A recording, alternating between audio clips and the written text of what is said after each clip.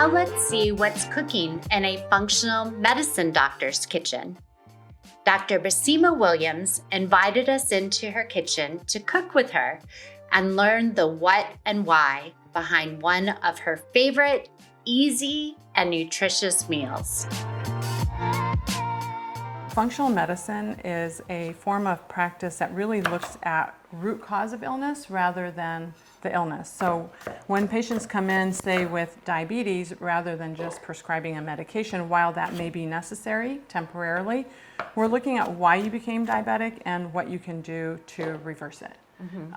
And also, and that goes true with other things. So, 12 years into my practice, I just was tired of prescribing medications. And I felt like there was something else that we were missing. And I just discovered functional medicine and thought, I really want to investigate. So it's almost like a little investigator. So when people come in, it's not uncommon for them to have seen 5 or 6 other doctors and they can't get to, they know that there's something more that the doctors may be missing, or really the doctors just don't know what they don't know, because unless you've gotten training in this, you're not going to know really, how to treat some autoimmune diseases or other things. And patients, especially in this world that we're living in now with all this medical information that's accessible to us, patients are really driving functional medicine because they know there's something bigger and better. Right. Well, just with my own illness, when I was told you have a chronic illness and there's nothing you could do, I wasn't willing to accept that. Exactly. And that's how I became aware of functional medicine. And I do have to say, I went into functional medicine training probably about 10-ish years ago. And at my table, first functional medicine class, every single provider there had a medical illness that no one knew how to help them with. And so that's where it really started. It really started with self-discovery by a lot of doctors who, one, either knew better, or two, needed to heal themselves. Right. And so then it's just been growing since then. Since for almost 25 years now.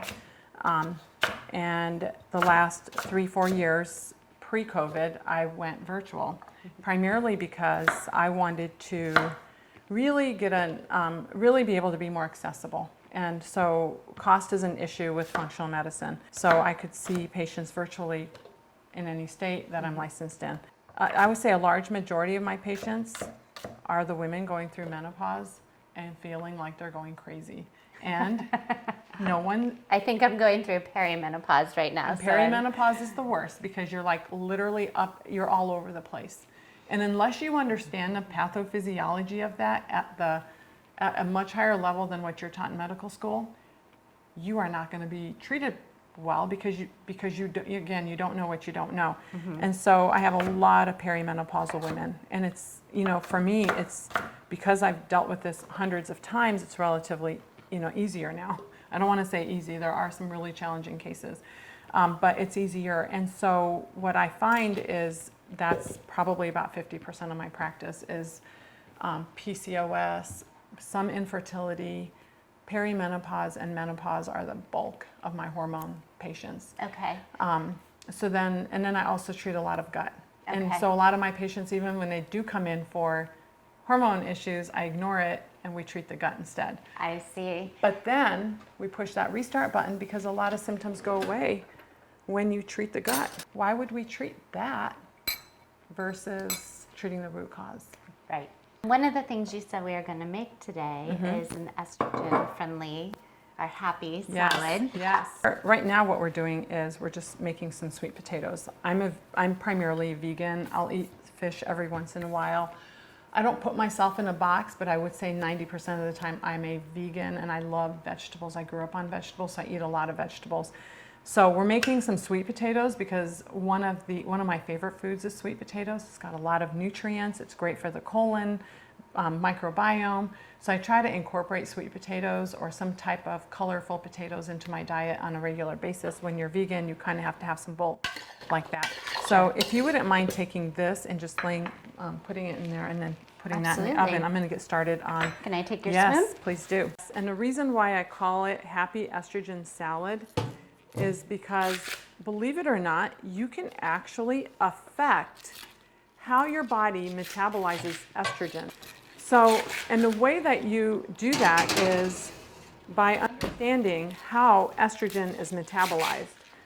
And if you know that if you eat things like cruciferous vegetables, that you will probably metabolize estrogen down a really healthy pathway, Okay. then you would eat a lot of cruciferous vegetables. And that's my mission. My mission is to teach people simple things. One of the biggest complaints I have in my practice is I don't have time to cook. So I try to make it where, you know what, anyone should be able to do this kind of stuff. So, and it is. I spend about 2, maybe 3 hours on Sunday preparing everything. I use glass containers for everything because, you know, glass containers, obviously a toxin issue with plastic, but also you really want to have the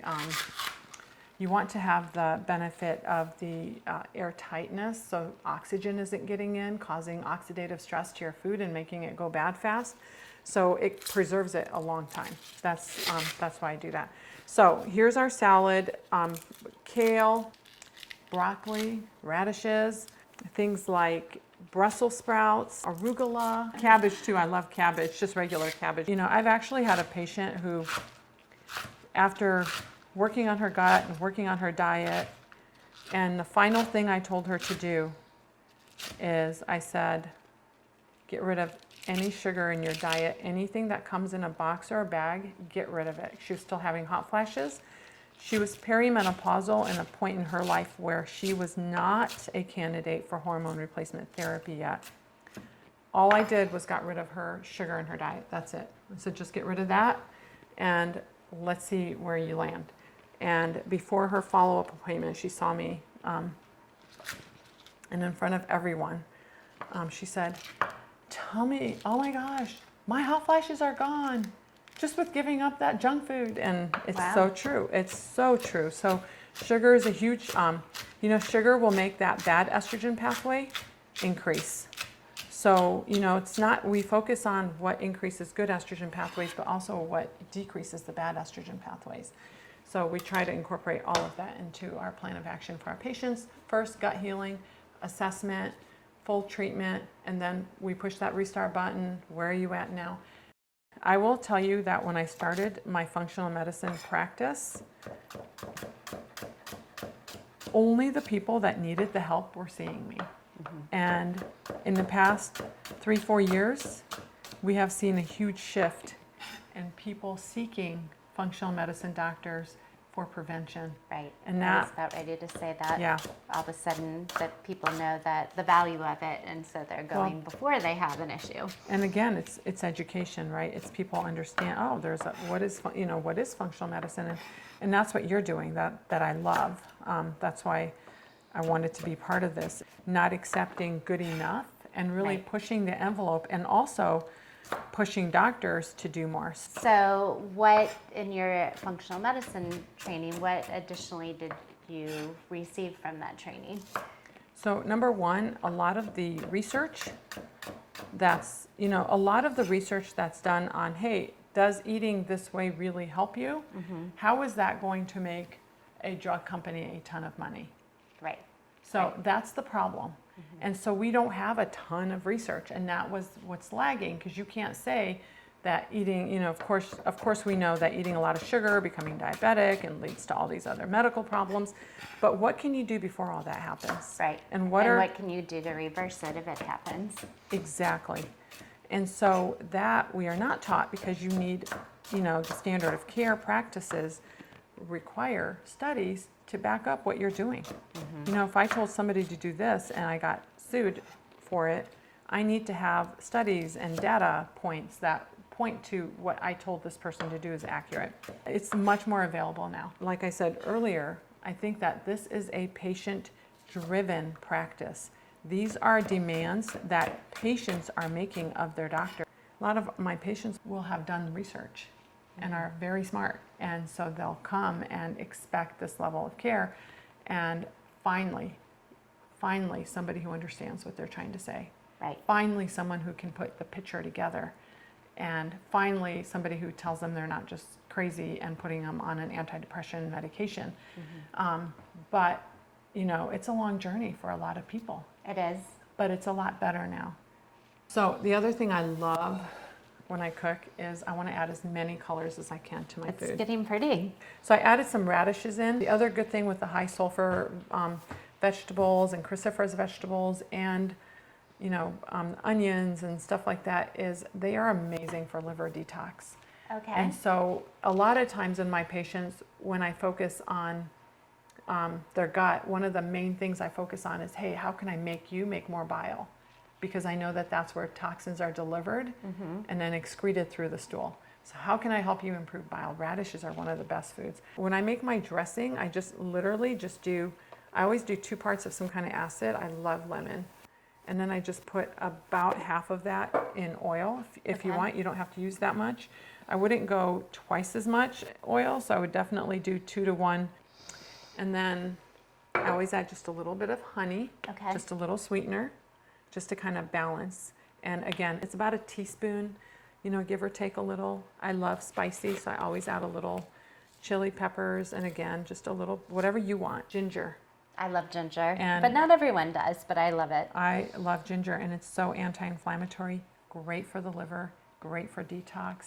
And then I'm just gonna chop up a little bit of garlic. And now look at this. Look at all the good stuff that's going in there. One of my favorite fruit, Angela, is the pomegranate. It's very anti-inflammatory. And then I also have garbanzo beans that I made last night in my Instapot. Great way to have legumes, especially if you, and beans and other things that you may not tolerate. Do you eat garbanzo beans? I do all the time. I love them. Awesome.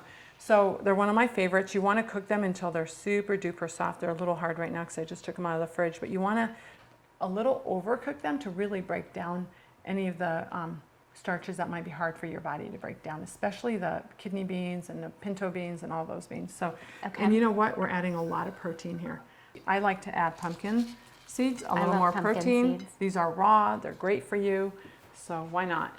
It's interesting to cook with you because it sounds like everything that you're making, you're thinking about the prevention. Oh, 100%. We have the yellow lemons, the red pomegranates, the red and white radishes, the green, the 2 sets of greens, the yellow white garbanzo beans.